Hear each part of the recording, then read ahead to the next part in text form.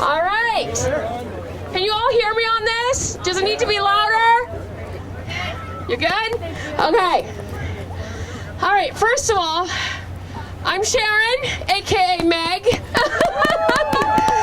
Sharon LaCroix. Sorry, it's my burner account because I get in Facebook jail every day pretty much for my memes against Trudeau. Anyway. Okay, well, what we're going to do here, I'm going to start by saying a couple things. I just want everybody in the area to listen to just me, and also we brought in Belinda and Jim. They are part of the Ontario Blue Party. They're going to come and say a couple words as well. First of all, I just want to thank every one of you. Honestly, this is awesome. This is way more than I thought anybody would imagine. It's gone bigger than I thought it would. So thank you all for coming. Yes. I really appreciate it. It's not only for the truckers who work every single day, night and day, to bring us what we need for places like Walmart, places like Target in the States, everywhere around Canada. Without them, we would have nothing on our shelves at all. Nothing. And if they think that it's going to get any better right now, it's not. This is only the beginning. And if we continue to let them tell us how to live our life, how to take control of our freedom, it's going to never stop. So I thank you all for being here. This means a lot. Not only to the truckers. Thank you. Not only the truckers, but to our children and the future of Canada. So thank you. Okay, so when I first started offering support to the truckers from Fort Erie, I never thought in my wildest dreams that their vision would lead Canada and Canadian people this far in our stance. I've been meaning to have a rally in Niagara region on mandates since the very beginning, but unfortunately I was too intimidated to do so. I do want everybody to know this is not just for the truckers. This is the backbone. They are the backbone of Canada and the Canadian and American goods that come into Canada every day. But it is more so about our freedom and rights as a sovereign country. I stand here and represent equality.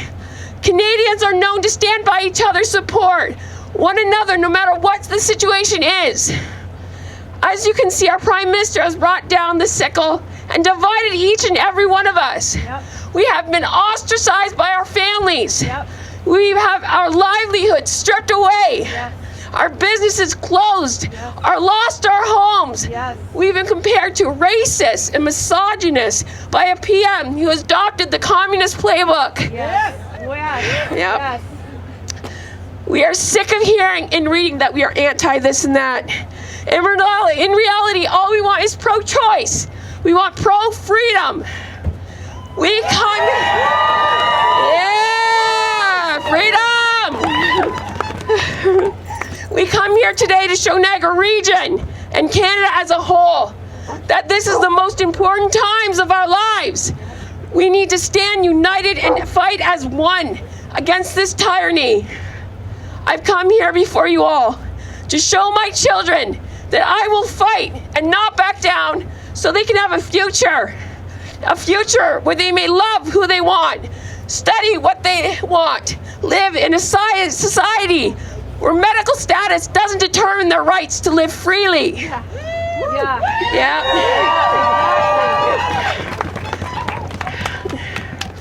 Mental health has played a huge, massive role in my home. But since this convoy has been organized, it has given me light. As small as it was, I woke up after spending 3 days in bed and told my husband we need to change Canada.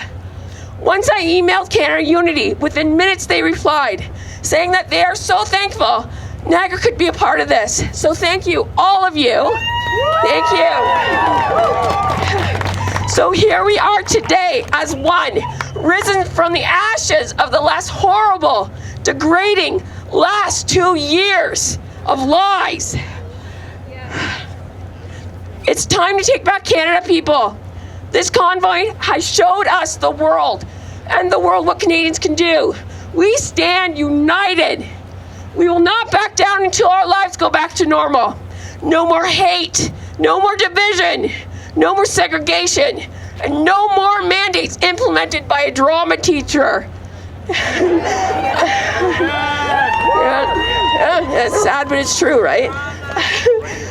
I thank all truckers for giving me the light to freedom.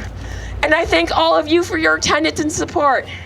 Now let's show Trudeau how real Canadians come together and get shit done.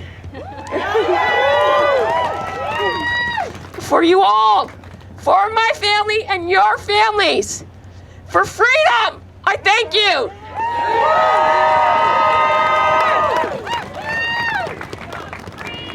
Freedom, freedom, freedom, freedom, freedom, freedom, freedom, freedom, freedom. Okay, so I'm just going to quickly introduce you to Jim and his wife Belinda Karahalios. Am I saying that properly? Okay. MPP of Cambridge have been pushing back against the COVID mandates for the last few years for us. They've been fighting hard, exposing the corrupt Ford government. Jim is a lawyer, engineer, and leader of the New Blue Party of Ontario. And he says, not only should COVID-19 vaccine passports be scrapped, their use should be barred. And I will continue to advocate for legislation to do just so. So I would like to welcome Jim up to here to give us a couple words. Thank you.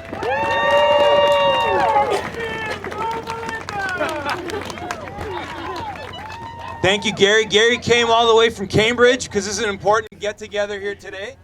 And Belinda and I are here from Cambridge. Thank you so much. Thank you. Thank you for having us. Some organizers don't want to hear from us because what we have to say is not what they want you to hear. They want you to hear about just some of the outlying stuff. They want you to hear this is a global problem. To detract away from our so-called local leaders. They want you to be distracted by things outside of our control. But what is inside, what is going on in Ontario and in our control? That's the question. And in our control is a June 2nd election coming up. And you're going to hear from Belinda, the member of Provincial Parliament for Cambridge, who's been like a rock behind our family. And when Doug Ford put out that lockdown bill a year and a half ago, there was only one current or former PC MPP who stood up and said no to that lockdown bill. And that was Belinda, my wife Belinda.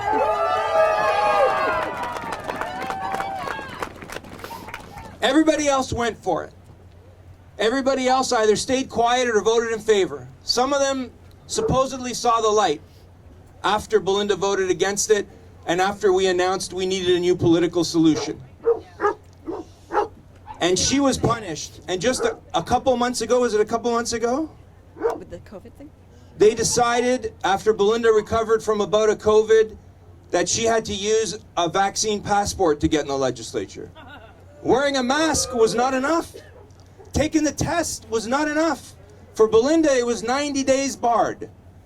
And Belinda said, I refuse to use that passport and that proof, and I refuse to buckle. Yes. She showed a negative test, and they still walked her out of the building. And the media, they called her a slur.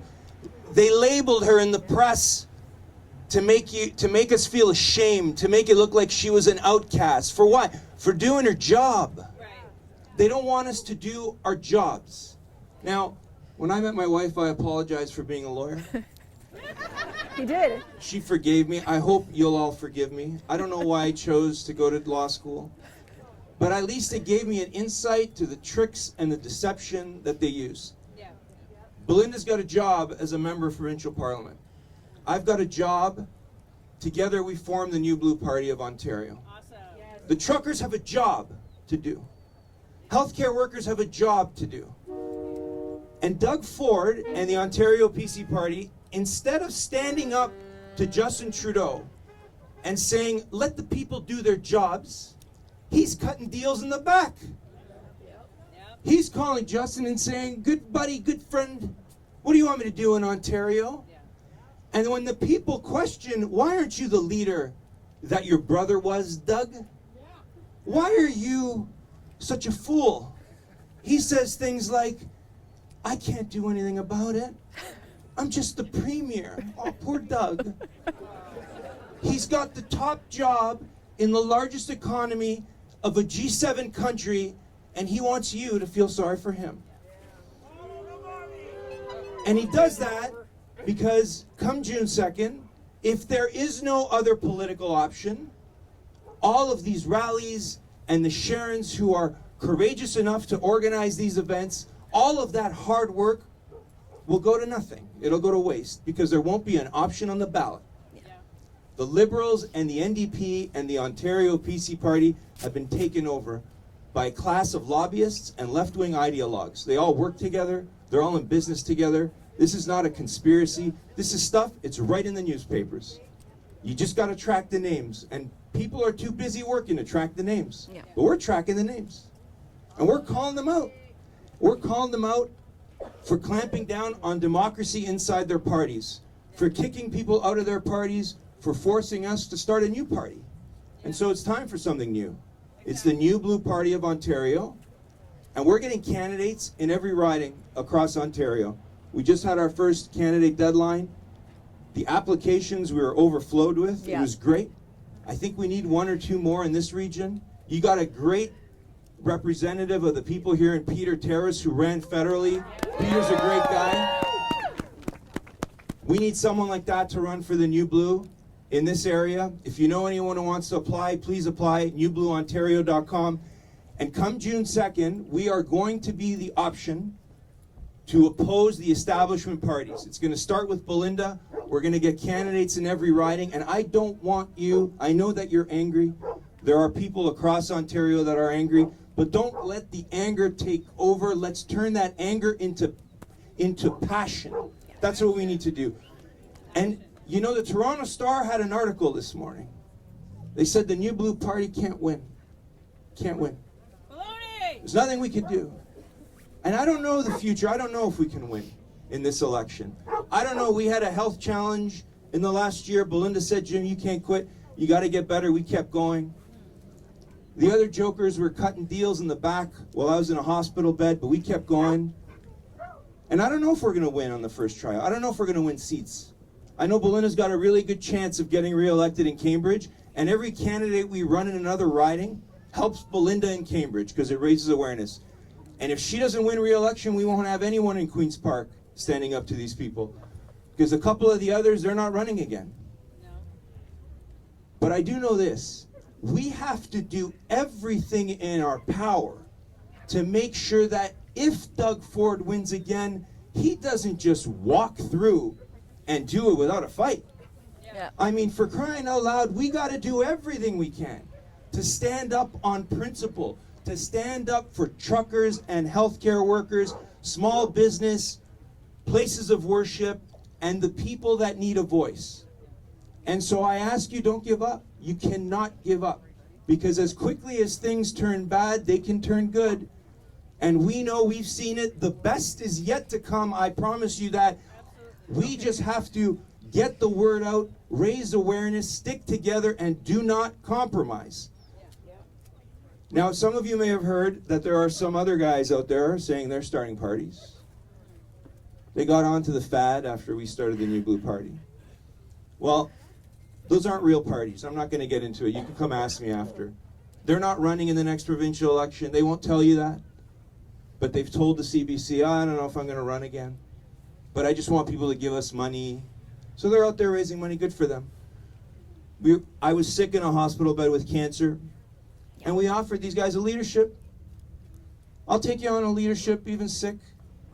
No, they didn't want it. No, I can't. We can't go up against Jim because Jim's a little too. He says the things we don't want to say.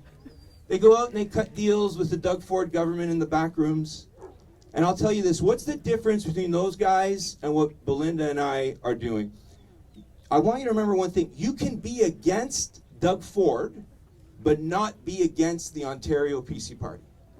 We want to replace the Ontario PC Party with the New Blue Party of Ontario. That is our goal. because we need a right of center option. Those other guys, they don't like Doug Ford because Doug Ford didn't give him a cabinet spot. Doug Ford didn't let him into his playground. That's fine. They're looking forward to another leadership race. But they won't tell you about how the Ontario PC Party rigs their internal elections, has their lobbyists running the show. They won't tell you the Ontario PC Party gave that same Toronto Star the first online gambling license in this province. A license to print money that the online gambling community says could be worth up to $1 billion a year. And the Doug Ford government handed that license to the Toronto Star. Those guys won't tell you that because they want to save the Ontario PC Party and we want to replace it. And we're going to take on the media. We're going to take on the Ontario PC Party. We've been doing it for a few years. For a long time we were doing it alone, but now we have people like you in every riding across Ontario. So I promise you the best is yet to come, and I'm going to let the only current or former PC MPP to stand up to that lockdown bill, Belinda Karahalios, say a few words. Thank you for having us. God bless you. Thank you very much. Thank you. I hate going after Jim. He is a hard act to follow. If you have not seen his past interviews, I would encourage you to go on the internet, Google him. You've got to see this man. He lights a fire. So thank you for that. Sharon, thank you so much for organizing this. Thank you, all of you, for being here today on this very cold, snowy, but beautiful day. You inspire me. You all inspire me. Because in July of 2020, when they tabled that Reopening Ontario Act, that bill that gives Doug Ford and the PC Party all the powers to make decisions, like the one he made a few weeks ago, when he said, I'm not going to close schools. And then 3 days later, he said, I got to close schools, and I made the decision in 30 seconds. He made the decision in 30 seconds because of the Reopening Ontario Act, which I voted against. And my former PC colleagues were saying to me, because I told them, not a good bill, guys. If any other party put through this bill, you would be pulling your hair out. Yeah. No government should have the ability to make decisions that impact every single Ontarian without debate, without vote, without any type of analysis happening. And you know what my PC colleague said to me? But Belinda, you could lose your parliamentary assistant spot. But Belinda, you might not become a minister. You might get kicked out of the party. I'm gonna let you in a little secret here. I'm a public servant. Yes. MPPs are public servants. Doug Ford's not my boss. The people at Cambridge are my boss. Yeah. All 100,000 of them. And I am accountable to them. Because while the PC Party can kick me out, and they did, while they can get rid of all my faithful volunteers, and they did, they can't fire me. They cannot fire me. And so I voted against the bill. I got kicked out. My volunteers got punished. And I came back for more. Yeah. They implemented mandatory masks at the legislature with no room for exemptions, thinking it would keep me away. I put the mask on. I come in. I debate. I vote. I question them. Yeah. Then they said, we want to know your medical status. So we want to see a vaccine passport, or you got to test negative twice a week at $40 a pop. Yeah, right. And I said, that's none of your business. Yeah. It is no one's business. I don't care if you have the vaccine. I don't care if you don't have the vaccine. It doesn't make you a good person or a bad person. That is your choice, and you have your reasons for it. So I take the test twice a week to access it. So they wouldn't block me from doing my job, the job that the people at Cambridge expect me to do. And I kept going back for more, even though they kept putting up roadblocks, because of people like you who come out here when it's hot, when it's cold, when you know it could risk your job or your education. You come out here every week. You spread the message. You gave me confidence. You give me. And we're growing, right? Absolutely. We're growing.